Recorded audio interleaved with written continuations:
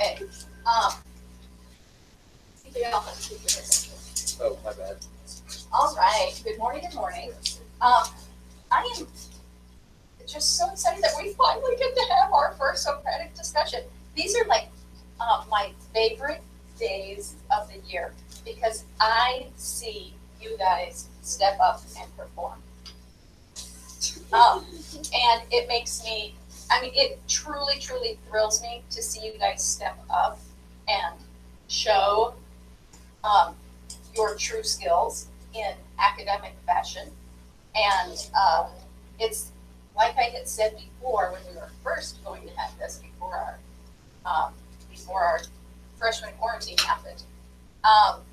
This is probably the activity that I do in any of my English classes that every single one of my students says, I grew from that.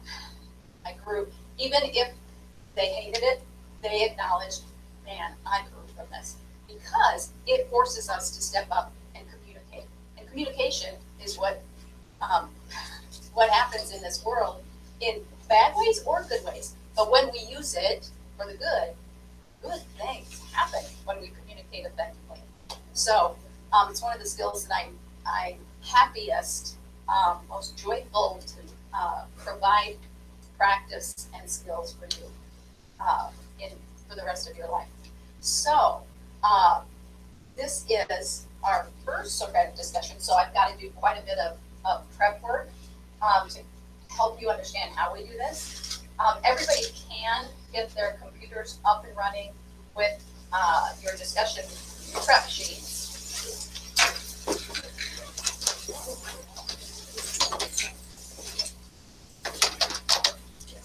And you'll see that on the board behind the computer actually, is a whole bunch of help, a bunch of resources. And you see, I actually have my little pointer out today because during certain parts of the conversation, even though I generally almost never interject into the conversation, I will oftentimes be pointing to specific connector statements that would be helpful if someone would use them, because that's how we learn to propel conversations forward, how we help them be more productive, because we need to use those connector statements to glue together, to stick together the ideas, because that's our goal here.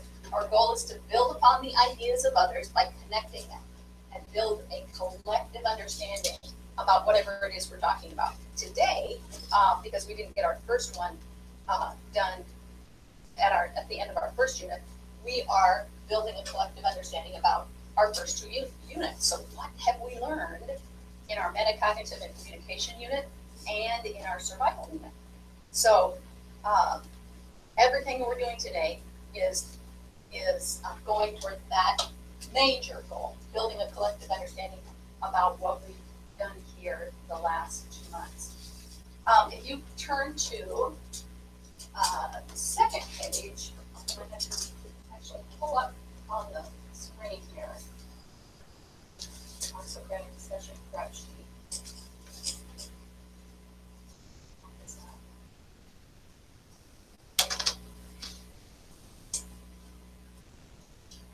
All right, so let's go through. On the second sheet, you can see a bunch of connector statements that are there. Agreeing, disagreeing, paraphrasing, acknowledging, questioning, clarifying, soliciting a response, affirming someone in what they've said. So I want you to look at that.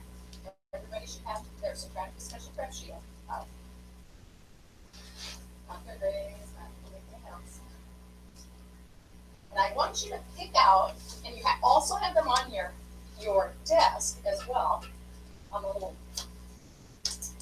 the tops there, the discussion connector statements. And like I said, you've got them all up here on the board. But I want you to pick out at least two that you are going to consciously use. You're going to consciously practice using today.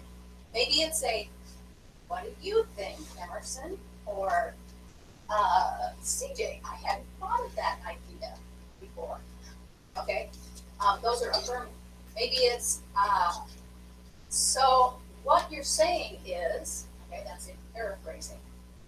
Maybe it's you are going to try to disagree with part of what someone says when you get to that point. I disagree with the idea that, okay, so pick out at least two that you're going to consciously practice to use today. You can even highlight those.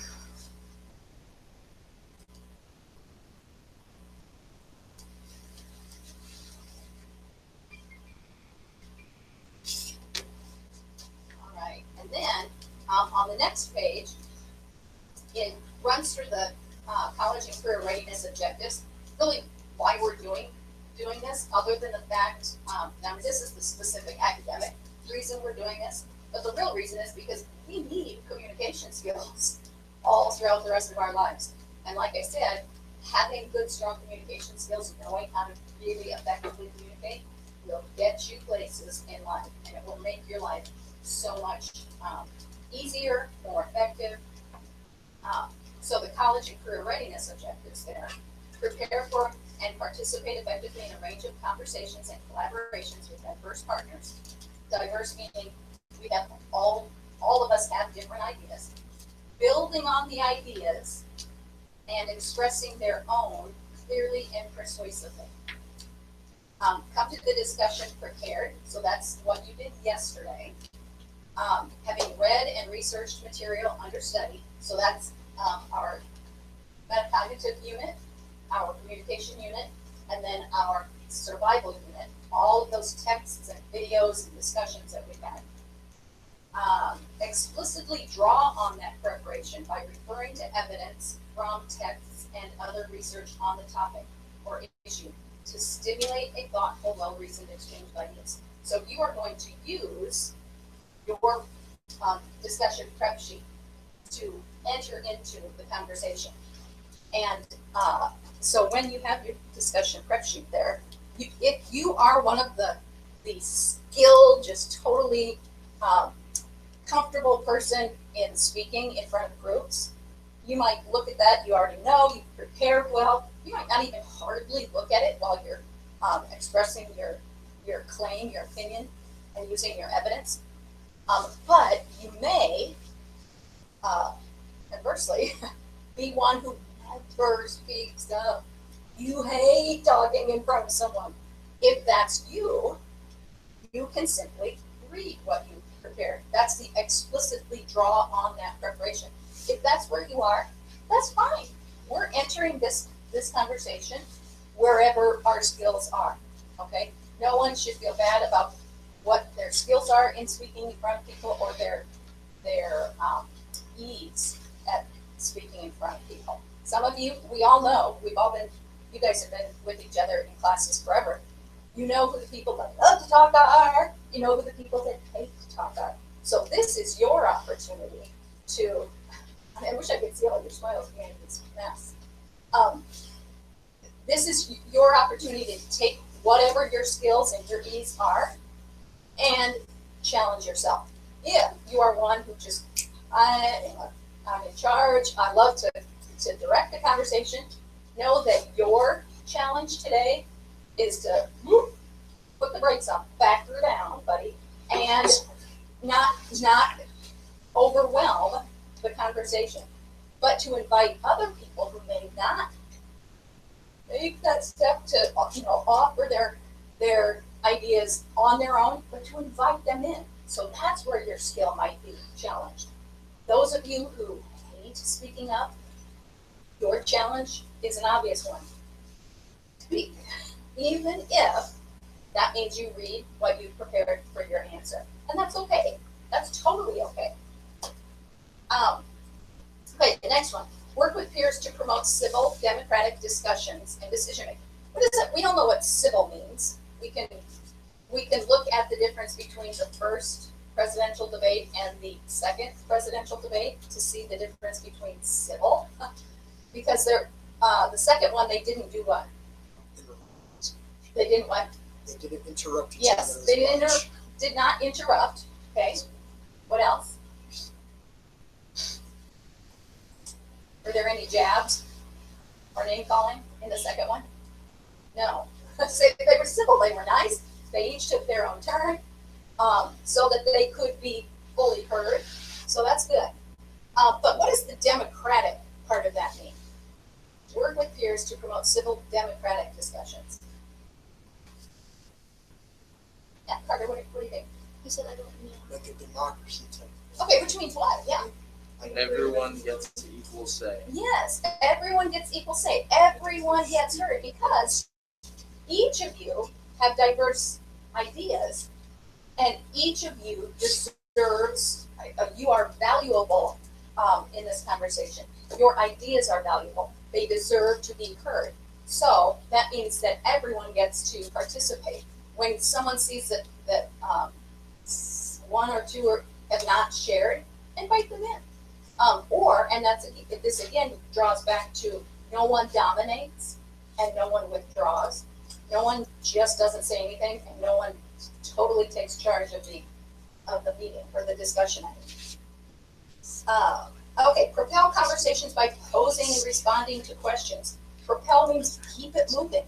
Pose questions. We have questions already prepared, and responding to questions. We have responses already prepared. Reasoning and evidence. Remember, reasoning and evidence is what we're really going for, because just sharing our opinions doesn't build a collective understanding if we don't back it up with support, with reasoning and with evidence. And since our goal is to build a collective understanding about our first 2 units, what all we've learned, that's what we want to always bring it back to. Ensure a hearing for a full range of positions on a topic or issue, clarify, verify, and challenge ideas and conclusions, and promote divergent and creative perspectives. So we want to hear everyone's ideas, and we want to build on them and inquire about them, because when there's a good idea that is interesting, that's different, that's worth delving into, to hear, to see how it might build our understanding. And then lastly, respond thoughtfully to diverse perspectives. So responding thoughtfully can simply mean, it can be verbally or non-verbally. Verbally, it could be, I had never thought of that idea before. That's interesting. That gives me a new perspective. All right. And non-verbally would include things like not doing eye rolling or weird facial expressions. So we're always thoughtful in how we respond. Okay, so continue going down on that page, the discussion norms. One person speaks at a time, so that's the democratic part, no interrupting, civil and democratic. Everyone contributes ideas, no one dominates or withdraws. Using transitions in discussion, connector statements to connect your comments. Remember, those connector statements are the glue that sticks all of your ideas together. Inviting others into the discussion artfully, instead of saying, well, let's say, CJ, you haven't talked yet. Instead of saying something like that, say, well, CJ, what are your ideas about, whatever it is you're talking about? Here's the one that's really important. Agree and disagree with ideas, not people. And it's really easy for people to go, well, I agree with Presley, and I agree with Kira, and we just start agreeing with everybody because it feels nice and civil and friendly. But we really are here about ideas. So, especially when we get to disagreeing with someone's idea, if you disagree with an idea, that's okay. But if you're disagreeing with a person, when you're disagreeing with a person, then it starts where some people can get defensive. They can, it can add a negativity to the discussion. So agreeing and especially disagreeing with ideas is important rather than people. Asking clarifying questions. That's how we dig deeper. What do you mean by that? What in the text makes you feel like that? Okay. Support a point with evidence from the text. Always bring it back to the text. Synthesize, put together. and summarize points of agreement in order to come to a conclusion. Well, it sounds like we all agree that, and then you can move on to the next point. Using body language and eye contact to communicate active listening. This is really especially challenging with the fact that we all have face masks on. Not only will we have to speak up more clearly and loudly articulate everything because of the muffle of the mask, but we can't see our smiles when someone is sharing their idea. It's the nonverbal smile and positive look is really important, and it's encouraging. Well, when we can't see those, what are some things that we can do? Smile with your eyes. Smile with your eyes, yeah. We're all getting better at looking at the smile in eyes, aren't we? What else can we do? Oh, yeah, I like that. Thumbs up. You can do that. You can wink at them. No. I will I like wink at you that. every time. What else could you do for positive nonverbal? You could nod, yep, in agreement, or when we are looking for nonverbal messages of confusion, what are some things when we can't see our whole face that we can do? If we're like, I'm thinking about that, I'm not sure I agree with that. What are some ways that we can communicate that, or that we need to pay attention that other people are communicating? Can't tell, lower the eyebrows. Okay, lower the eyebrows. Okay. Embrace Could be. it. That looks a little angry, right? Expressly and aggressive. A tilt of the head, like, I'm thinking, I'm not sure. You know, Dog. Newborn dog. but it does create a bigger challenge for us. Just get up and start doing that. Okay, and then here is one of the most important things that I think really pushes your skills the most and is the most productive in life, is that you stay in a posture of humility, intellectual flexibility, and curiosity. And that posture, we think posture, you stand up straight, it's how you carry yourself. Well, here, it's talking about your mind, your mindset. You have a posture, you are setting your mind to humility, not knowing that your answer might not be the best, even though you think you're right, realize that someone else might also be right, or you might actually be wrong, but there might be other things that you haven't considered that will help you change your mind and understand. Or that even if you decide, no, I totally still believe what I do, but now I've heard someone else and I respect their opinion. Intellectual flexibility, being able to change your mind, and curiosity. That's what really helps a conversation, is if you are curious and you ask those questions, dig deeper into the conversation. All right, so those are all of our norms. If you go down to the next page, there's actually a rubric here, but this rubric, I just realized like last night when I went to bed, I'm like, oh no, I didn't change the rubric to be our standards-based stuff, but we can still, I'll put that up here, what I just worked on. But you can kind of see this very similar A, B, C, D, F here. I'm going to start with proficient, where you meet 3 or 4 of these criteria, that you come prepared, that you use body language and eye contact to actively listen during the whole time, that you do respond to questions, and that you do at least 3 of the following: pitch building or hitchhiking on the thoughts of others using those discussion connector statements. That you ask clarifying questions, quoting the text to support a point, using general textual evidence. Like, remember when we did the whatever event, using personal experiences, and then using a language of recognition. So those are all proficient, kind of like the basic proficient. High proficiency, qualifying and justifying your views, using because statements, making new connections, posing questions, synthesizing, summarizing points from everyone, actively incorporating people in. So actually, oops, thought I had it up here. minutes to today's lesson plan, but you have to refresh. Got it. Okay, so here, you see that the Socratic discussion participation proficiency chart, like we had yesterday for the preparation. If you look back here, guys, for proficient, what my target is that you come to the discussion prepared with your complete prep sheet, that you explicitly draw on that preparation by referring to your specific evidence, respond verbally to all of the questions, use discussion connector statements, and propel conversation by posing questions. So I'm going to let you look at that for just a little bit here while I speak with a different teacher. So look up here and kind of get an idea of what you want to do, where you want to go.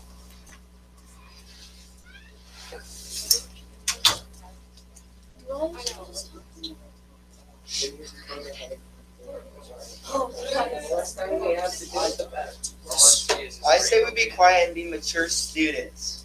Shut up. I agree You with just you. said that you've been recorded. Everybody. My shoes are so dirty. I don't know. Wow, those are some real dirty shoes you got I there. know, wait, look. I That's agree. crazy. I burned this one. Yes, I can see. Wow. It's better. How did that even happen? Yeah, I was just like resting on a fire ring, and then it started. Yeah, you were just chilling with your foot in the fire. Yeah. In the fire. You know, just any other day. I kind of forgot the fires were hot. Shut up. I say this in a mature It's way. upside down.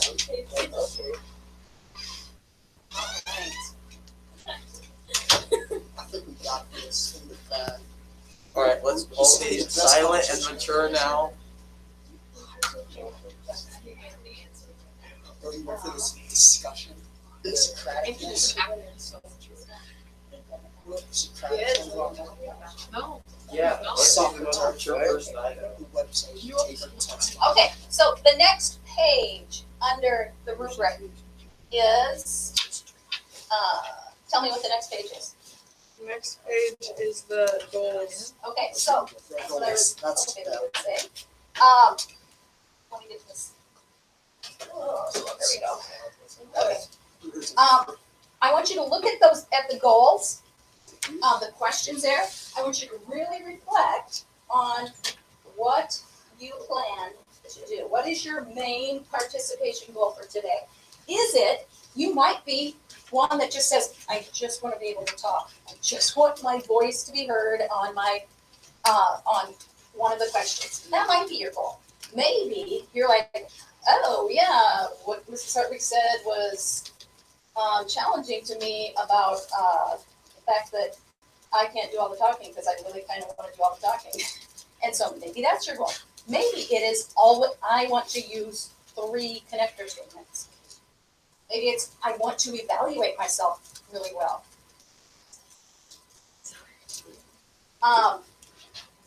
Then my main speaking goal for today,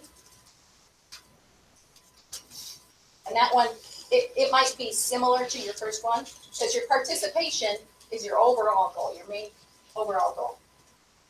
Speaking goal, maybe you really want to be able to be heard. Maybe you really want to be able to speak a certain number of times. And then your main listening goal, because this isn't just about speaking. So much of good communication is listening. It's a huge, huge part that always gets overlooked. And you are going to be listening and reflecting on the most interesting claim made today and evaluating what the speaker's point of view is. So make sure that you do listen for that. What's the most interesting claim and what is their point of view?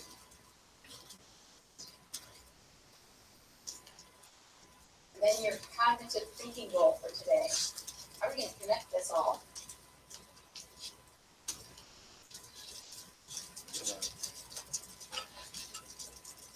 And then we'll do the reflection afterwards. So Give me an example of like a cognitive. I want to be able to pose thank you for that question, by the way. A cognitive goal might be, I want to be able to think of a new question when an interesting idea comes up. That might be it. I want to really, here's another example, I want to really come to a better understanding of what we learned through our first 2 units. That's a real general one.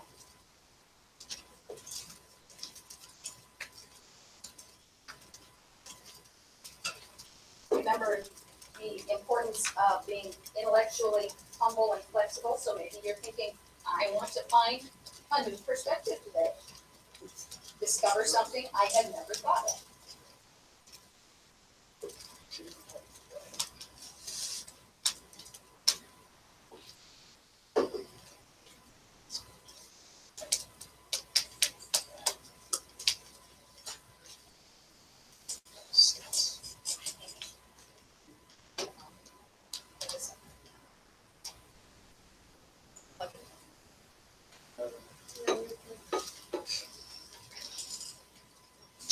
All right. How much more time? Show me fingers. 1, 2 minutes, or are you good to No, go? we're good. All right. Rock and roll. You wanna rock and roll, huh? No, the charge of my 5 is completely. Okay, so here is, there's a lot of stuff that we need to go through in our first one specifically. Okay, remember that everyone on the inside, you are the speakers. You are having one round of conversation. The outside people, even when you're like, oh, that was so good, I have something to say. Keep it, because you can use some of what you hear in the first conversation in your conversation. But on the outside, you are not speaking. You are really, really listening. You are also going to, I realized I just did something wrong. Okay, I, on the outside, have little pieces of paper taped to your desks. You are either a content person or you are a discussion person. And I just realized that I screwed up because I always leave every third desk empty, so we have an evidence tracker. But today, that's okay. So either you are a discussion connector tracker. So if yours says discussion, raise your hand. Jared, Jenna, Anthony, and Nancy. Okay. So you are tracking what discussion connectors are used. You might say Presley agreed with Vicky. Vicky invited Hayden into the conversation. So you're really picking up, you're tracking who is using which connector statements and what are they using. Those who say, who have content, so, okay, so Brooklyn, Andrew, Isabel, and Casey, you are actually concentrating on kind of summarizing the content. What are they saying? Okay, Bo, and what the connector or the helps that I have here for you: asserts, claims, states, praises, insists. These are active verbs that will help you more accurately describe what they are doing with their content. Are they asserting that? Are they posing a question? Are they telling? Are they describing? Are they declaring? Are they urging, implying? Okay, be thinking, what really are they doing with their content? And try to use those active verbs. And the way you do that is through back channel. Have you guys ever used back channel or anything like it? Okay, so those of you on the outside need to do this. Those on the inside, watch, so that when you switch to the outside, you'll know what to do.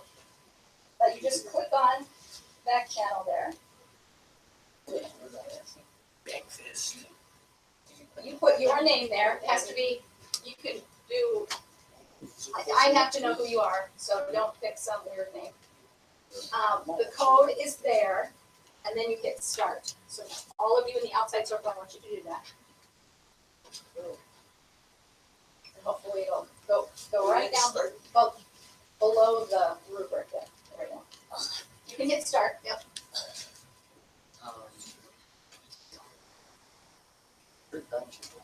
I'm hoping, this morning when I was trying to get it for sure set up and renewed correctly, it was going really slowly. Is it not working? Every time I hit start, It just reloads and then and it refreshes. takes away. And is it's not saying wait? Right, My display name is gonna be Anthony. Okay. You told us to learn. Well, shoot. I am. Okay, so Student plan B Google Doc. is you get a Google Doc and you just start writing that. Yep. Actually, open up your literacy journal. Put it in your literacy journal. Okay, so everybody on the outside, plan B is open your literacy journal. So what do we name this? Socratic Discussion? Good job, Andrew. Ooh, do we have a reading next? Professional practice. Where do we have a reading? This is my favorite. Okay, so now we have, how many questions that or discussion prompts? 6. Normally, we don't have that many, but because we missed our first one and I didn't want to short that, I just added the 2 from our short survival unit. So normally we don't have 6 discussion prompts, but let me get your feel here about how long do you think it will take for all of you to discuss that content and come to a deeper collective understanding. I feel like it would take like the whole, like if we had one group to do 6, you know what I'm saying, but switching half and half would take a while. Do you have to specify what connector they use? Yes. Right, yes, yes. Yeah. So unless you want to split the questions in half, like we did the first 3, they do just. No, we're not gonna do that, but I like your rationale on that. I have, from my personal experience in all the years that I've been doing this, there are some discussions, especially at the beginning, that's generally when they are, that they just roll through those questions and then they're sitting there like, oh, we still have time left. And others where they don't get through them. So if you don't get through the conversation or all of the questions, but you've had really good productive conversation, is that a bad thing? Absolutely not. Absolutely not. Thank you, Bill. Okay, so, but you will be able to kind of pace yourself as well. I am going to start off, we've got just over half an hour. I am going to start off with 11 minutes for a conversation.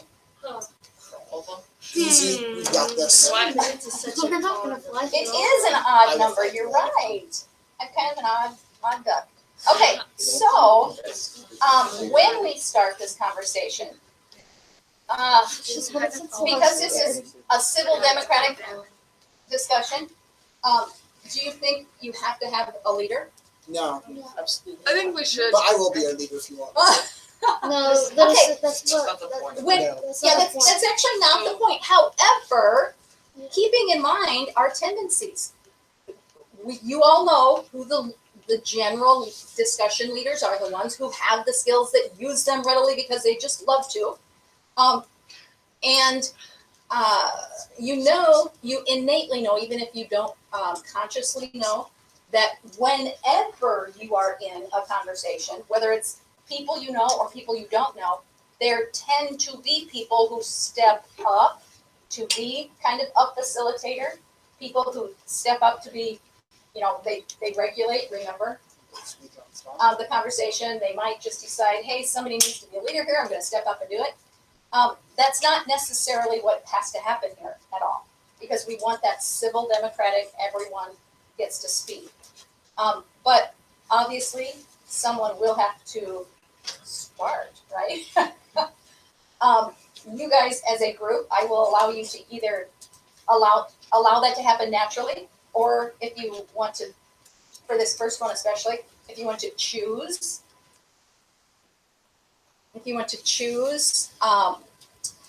who to start, that would be fine too. All right.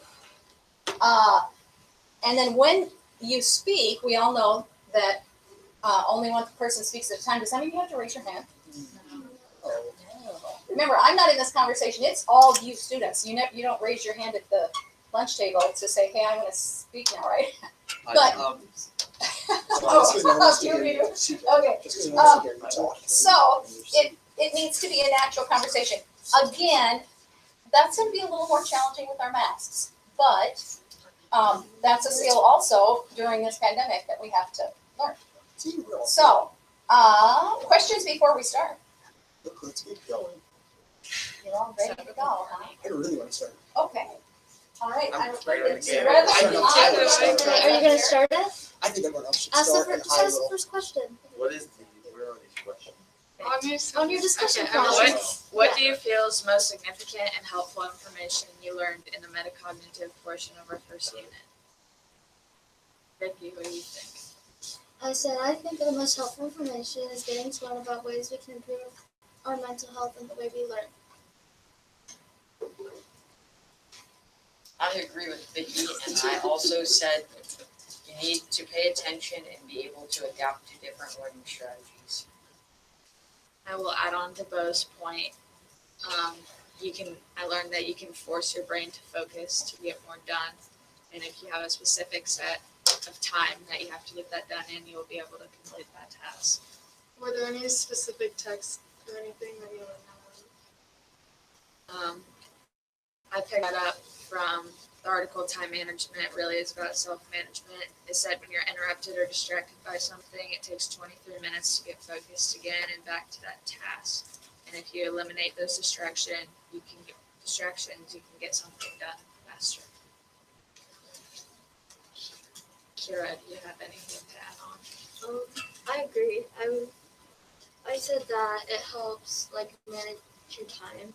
We learned a lot about managing our time and managing our assignments and stuff. CJ, what are your thoughts on the subject matter?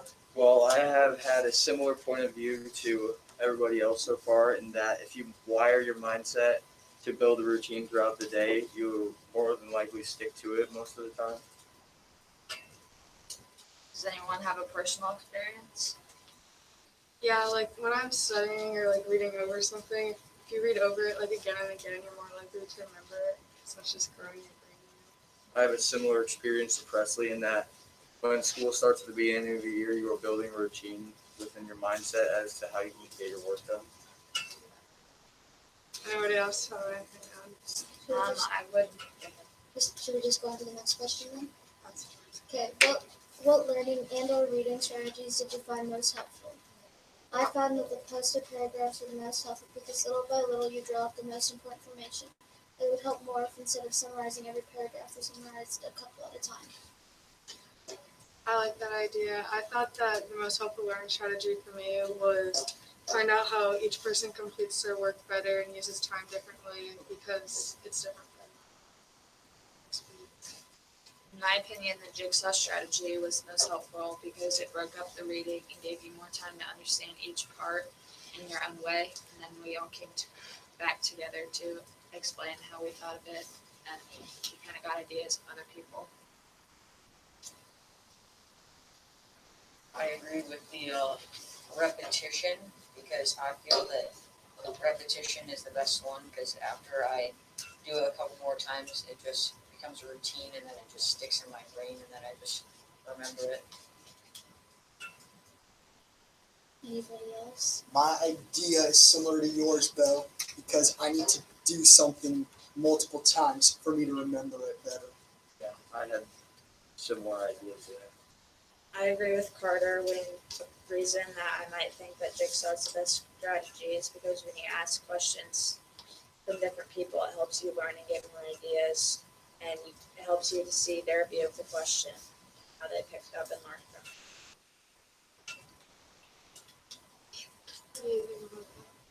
I agree with all the points mentioned before.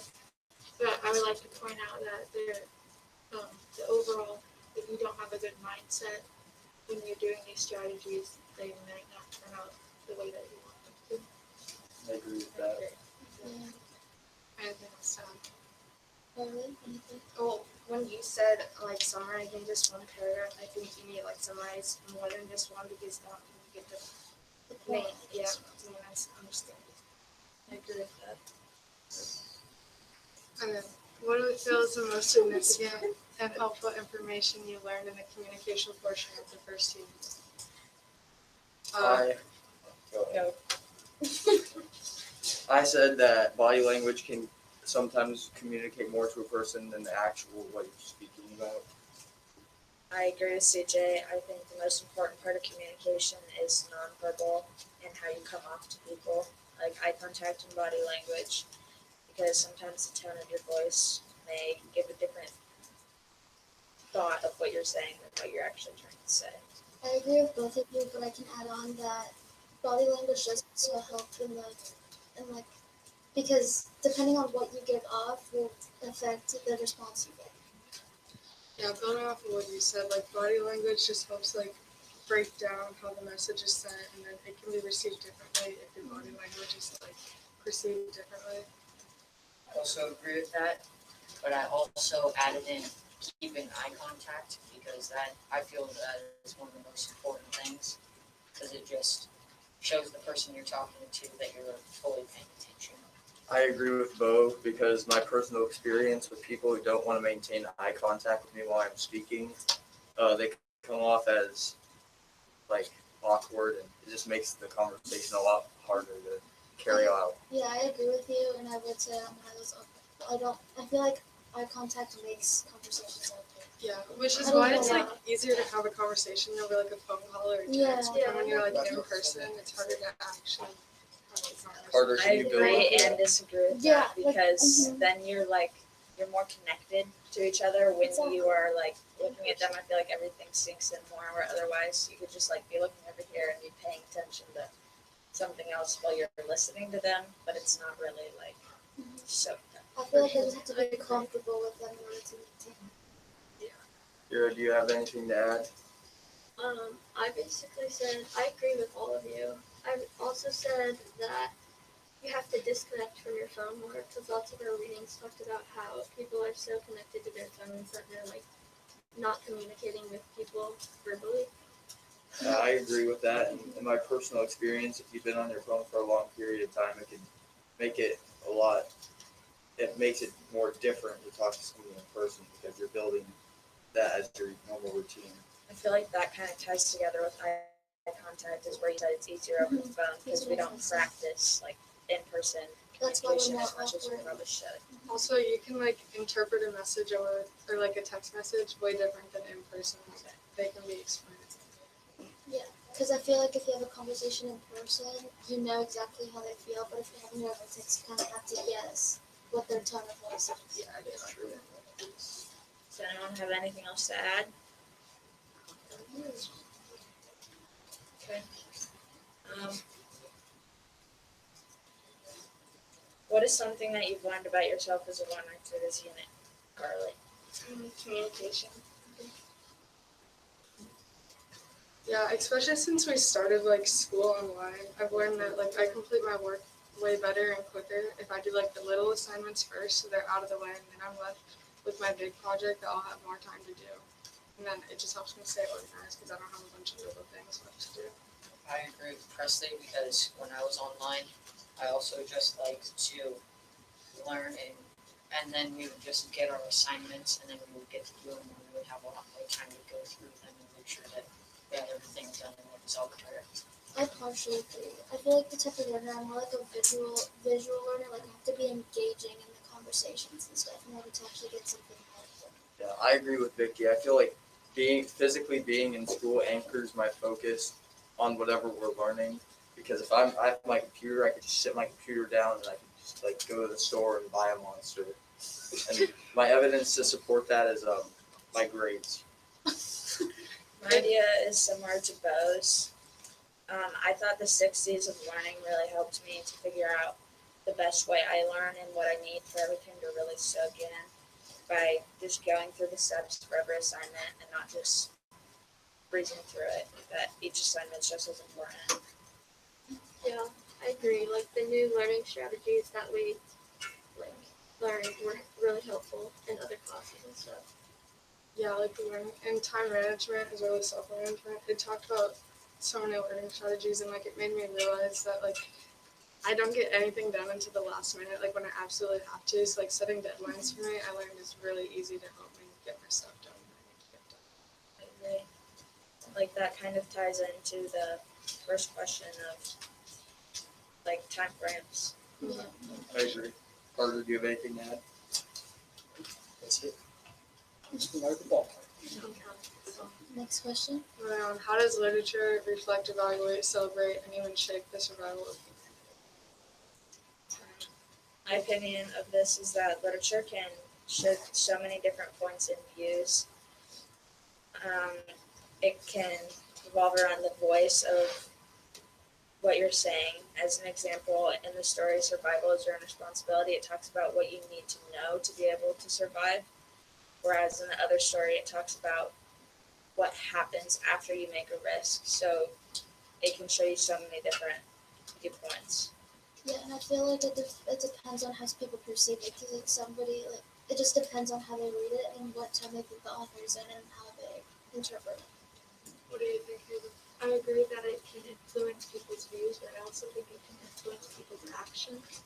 Like how the article that we read in social studies about the Syrian refugee crisis, it inspires people to take action and donate things to help the refugees. Adding on to that, I think that literature is just like a great way to get everybody's ideas and opinions out there. Because like half of the stuff that we learn about, I would have no clue if it wasn't for like reading about it. You know.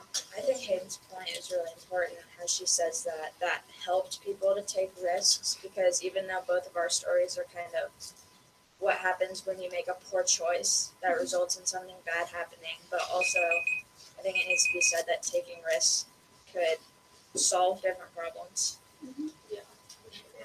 All right, I am gonna have to stop you there. What a fabulous job you did. Before I say my things, what outside circle, what are the great things that the inside circle did in this first Socratic discussion? Macy? Yeah, and how? Who gave their opinions? Okay. Okay, gave their opinions. What did you say, Isabel? Yeah, they built off of them really well with creative discussion connectors. Tons of creative I mean, I'm blown away at how well you did on your discussion connector statements. Fabulous job. Okay, what else did they do well? We got everyone involved. Okay, you're Outside right. circle. Let's do the outside circle evaluation. I'm sorry. That's okay. That's okay. Yeah. Outside circle. Humble Carter. Anybody want to build off of Carter's That's evaluation? what I was gonna say, you guys really did a great job of including everybody. Okay. Outside circle. Could you hear the inside circle? Yes. Okay. Yeah. I was surprised with just our mask. I was really nervous at how this is going to go, and I don't know how it's going to translate on, recording for this. But yeah, great job there. Anything else on the outside circle that you think they did well? What are some things that you think they could improve on that you could use in making your conversation strong? Everybody, actually. I don't know, it seemed pretty good to me. I think we could improve on sharing more of our evidence. Exactly. Yeah. We said like all of our ideas, but then we didn't say Yeah. specific things to back it up. Yeah. Justifying why and using those. So remember your claim and your justification tell. Your example shows. Showing and telling is really important for both of those to help build that understanding. I think that part of that too. I don't know. So I was like watching the clock, like trying to get through as many like different ones as we could. I feel like if we had more time or something, that we would. Gone more smoothly. Yeah. Yes. You know what I'm saying? Yeah, and that's true. And your next one, you'll have more time. I'd like to get up to around 15, 16 minutes. This first time, because we have so much instruction, it has to be short. Plus, for those that are like, I don't want to do this, a shorter time is just nicer. But we will increase our time. That's just the way, because once we get this first one done, everybody's like, oh, okay, that wasn't as bad as I thought it might be. So it's great. All right. Anything else you think that the outside circle, when they come in, should keep in mind to improve on? Or things that you're like, oh, make sure you do this. Just pay attention to the ones who aren't talking because it's easy to keep adding on to what you think, but it's Especially better. with the timer. Yeah, exactly. But it's better to get other people. Ah, yes, it is better to get. Always have And something Emerson? to. Oh. Go ahead. Always have something to back up what if you're starting a new claim or disagreeing with somebody, because if they have a counterclaim, they're most likely going to need evidence for your point to be valid, or else your point's just not valid at all, and you just look like an idiot. That's what They I might was not look gonna, at it like an idiot, but you're right about that. Yeah. I feel that's what like I was gonna say too. Just try to disagree more, to give different ideas, to see if, when you're all just agreeing with each other, then it's like we all just have the same thing. Even though It's that's kind of probably fluffy not and you true. stay up on top, right? Yeah, It's so not if you like like one guy's disagree and have a good point, then you could change Dig deeper. someone's. Yep. But I don't think these Ideas. questions leave much room for disagreement. I think I don't know. I don't think anybody can disagree with the fact that literature influences what people think. Like you can really disagree with that. Where might you You could disagree with specific, does it. yeah, how it does it with specific evidence. So yeah, the specific evidence, you're right, Carter. Yeah, okay, very, very good. Very quickly and quietly switch places. And Oh, yeah, that was me.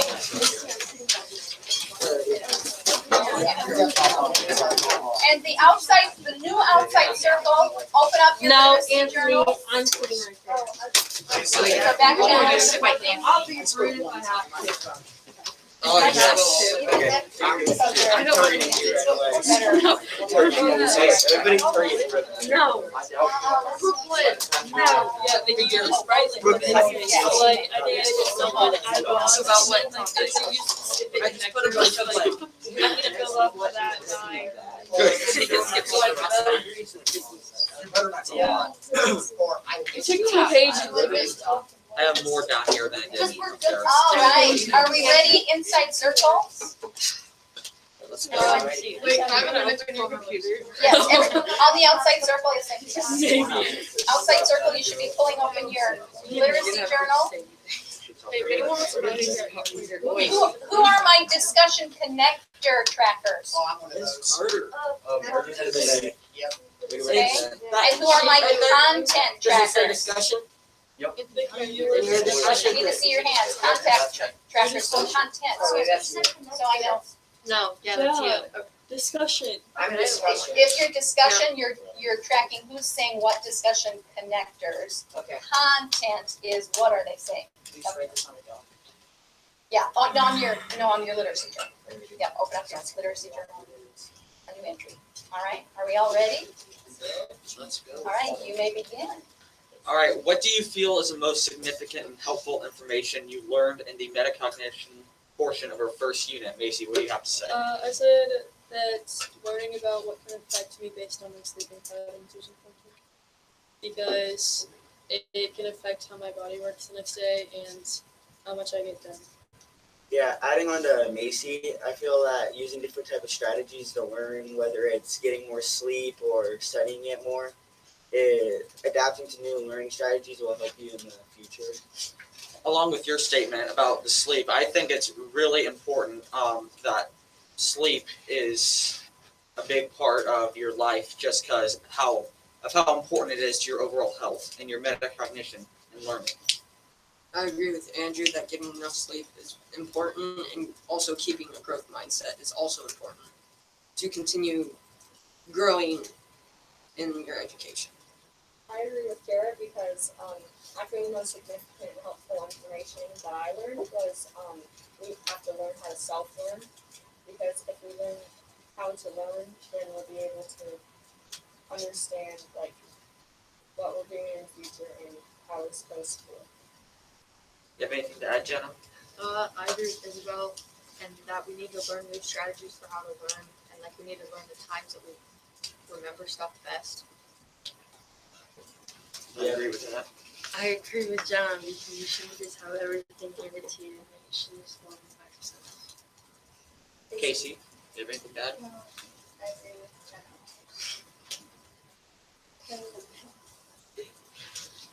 All right. What learning and/or reading strategies did you find most helpful, Anthony? I felt that repetition was a great way of learning because, as we read, if you repeat something, your brain will become stronger on the topic, and because the more experience you have with it. I agree with Anthony because by doing something over and over again, it becomes more of a skill that you master. My strategy actually differs from what yours would be. Mine, I think, what the most helpful for me was creating a productive time schedule and just trying to base what my productive times were and trying to create a schedule around that, because that really helps me buckle down and get things done efficiently.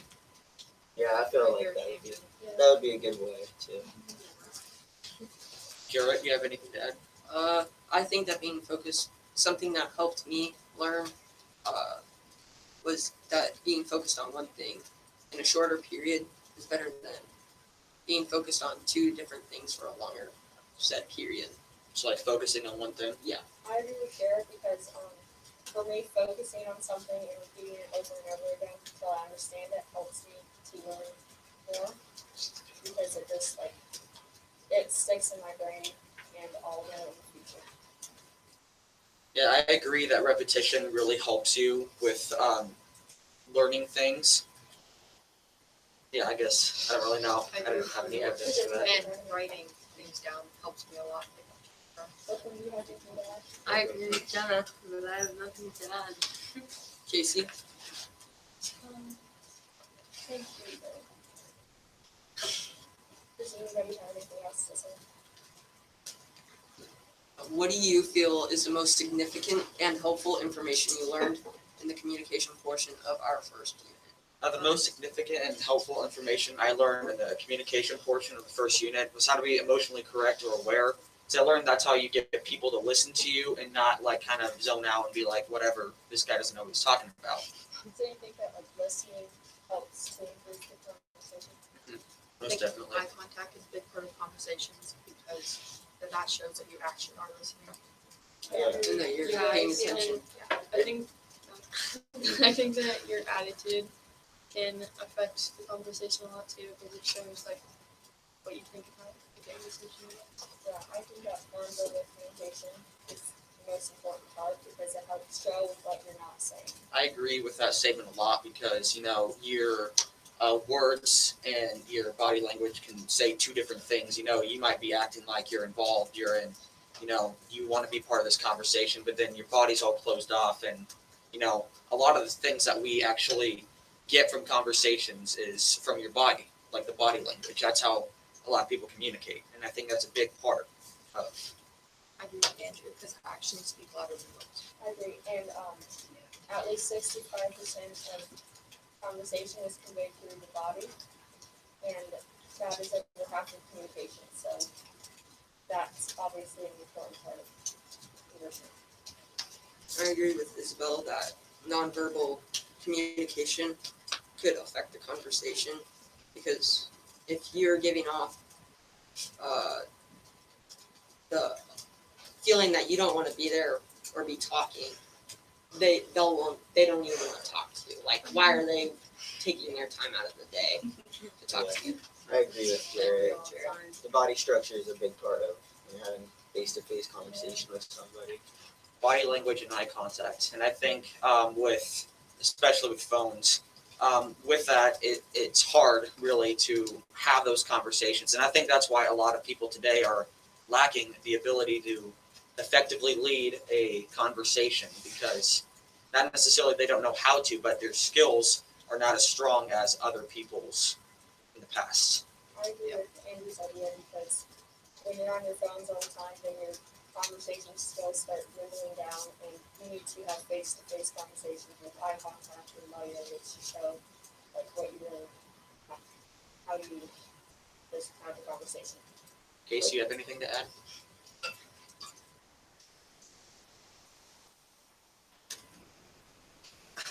Anybody else? Yeah, I agree with Isabel because like when you're behind the screen, you're just not gonna know like what they're saying.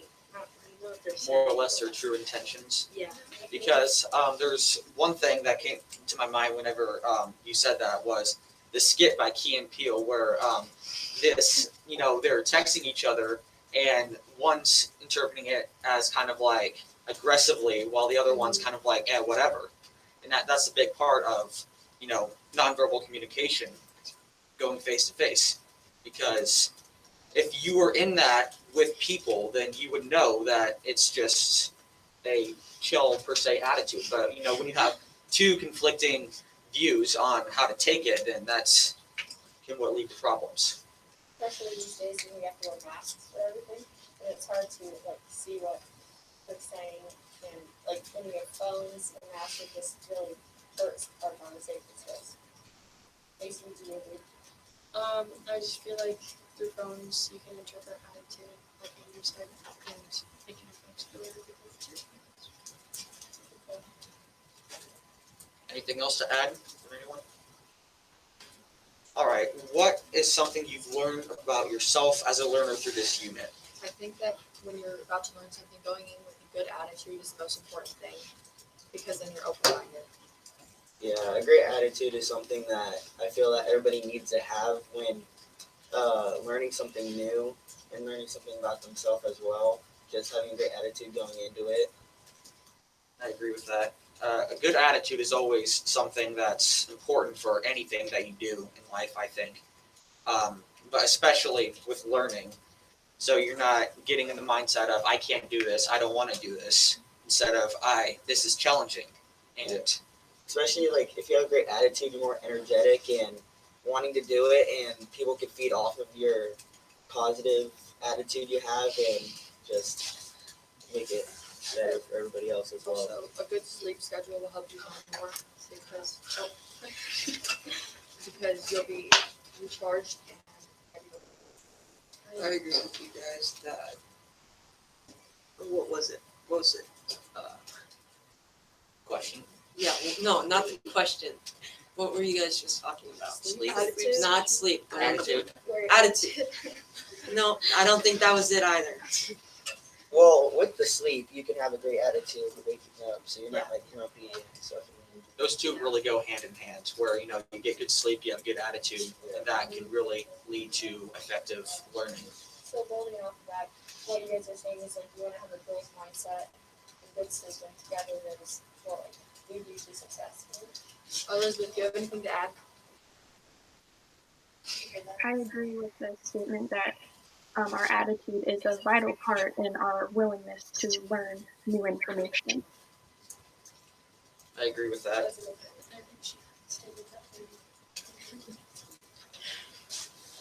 Does anyone have anything to add before we move on? So how do you think literature reflects, evaluates, celebrates, and even shapes the survival of humanity? I think it's essential to the survival of humanity because it gives things meaning and it reflects about what happens and teaches us what decisions not to make and helps us learn from the past. Yeah, it really does give you more of an understanding and thought about what you're is about to happen, so you're not going unprepared and clueless, basically. Right, because some situations in history really have similarities from each other. We can look back on literature to see people's thoughts and record and attain their actions throughout the years. We can look back and see how the similar situations relate to each other and how to not make the same mistake twice. Yeah, and I think of the story of cost survival, it showed some people that it opened other people's minds that it may cost yourself. Just kidding. But you're if you're the person in that situation, that you should pay the money. I agree with this idea because it just shows you what people are thinking and why they think that, and it'll help you get other points of view. I think In the Story of Build a Fire is a really good example of this because it shows how a man who knew that he shouldn't go out alone went out alone anyways, and then he died because he made poor decisions. And it helps you learn from his mistakes. I think the Seventh Man also really reflects that too, because he's we see his mistake from not going out there to try and get them, but then we don't really know per se, if he would have been able to make it back. And so if we didn't have literature to record people's thoughts and experiences from disasters, we wouldn't be able to learn anything from it. Right. Absolutely fabulous job for all of you guys. Outside circle. Celebrate what the inside circle did. We got everyone involved. Everyone was involved, yep. You did a great job adding on to each other's ideas. Yes, adding on, building that collective understanding. CJ? There was a lot of evidence and examples from text we had Yeah. in class. Yeah, very good. And outside circle, could you hear the inside circle? Okay. Fabulous job, guys. Your first one, I applaud you. Absolutely fabulous job. What you need to do now, and if you don't get it done before you leave, it is homework. You need to reflect on, and let me pull it up here. Reflect on the most interesting claim you heard today. So summarize it and fully explain it. And then number 6, I want to just go over this just a little bit. From the claim above, so whichever one you felt was the most interesting or intriguing, evaluate the speaker's point of view, their reasoning. So you're evaluating their point of view, their reasoning, and their use of evidence and rhetoric. What is rhetoric? Reasoning, Well, Isn't like rhetorical, open-endedness. you're getting towards it. Remember, rhetoric is the art of speaking or writing. But the art of speaking. So did they use eases? Did they use expertise? Did they use really good language? Did they use a tone of voice that was good? Did they use, so it's ethos, logos, pathos, so did they use emotion? Okay, we're going to get into that much more later in the semester. But how did they speak? What kinds of evidence did they use? Did it make sense? What was their point of view? Did they come to this very, egotistically, very humbly, very intellectually flexible? Was it from a personal point of view, from their own personal experience? Was it from kind of a diverse worldly perspective that they appeared to be presenting this? Okay, and it's identifying anything that you felt was exaggerated or distorted or didn't make sense. Okay. So with the claims, is it just for our circles or is it as could be one group? out of any Okay. of today. Yep. The most interesting of today. And then 7 and 8 are 7 your strengths today. Explain what you did well. And then 8, what's an area you want to improve in for next time. And it could still even be what you did well, you want to do even better in. That could be too. Okay. Questions? All right, you guys did a fabulous job. Good job.